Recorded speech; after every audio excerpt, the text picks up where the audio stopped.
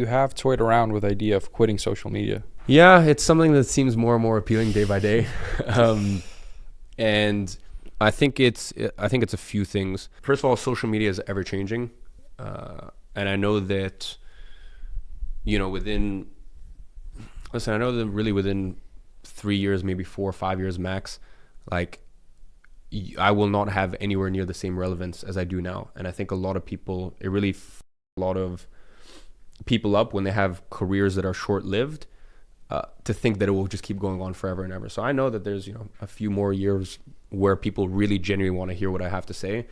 And then after that point, you've heard what I've had to say many times. And that's also why I take these long breaks from podcasts, because I don't want to come here and say the same thing again and again. And I think if you listen to my podcast even a year ago, you can tell like I've had new perspectives, and who knows, maybe in a year, maybe, something massive changes in my life. Who knows, maybe I'm a father. You never know. So maybe that totally warps and changes my perspective. I think that there's something nice and poetic about going out when you're on top. I do, even certain footballers, I look at them and they're playing and I get it, it's tough when you really, really love it. And, they're playing until they're 38, 39. It's kind of like, what would have been really baller? Like what would have been the real like gangster move? Just like go out at 33 when you're like still kind of up there. And it's like, that's really cool to me. And I'm very comfortable with that, because your career online or people's interest for you online is very short-lived.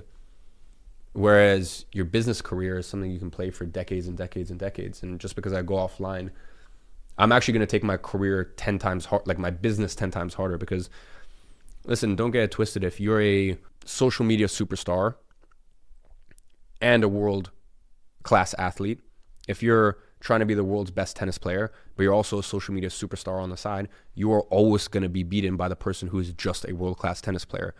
I am a worse business owner because of this whole social media stuff. Now, I don't, as much content as there is out there, bear in mind, I actually don't spend much time on social media.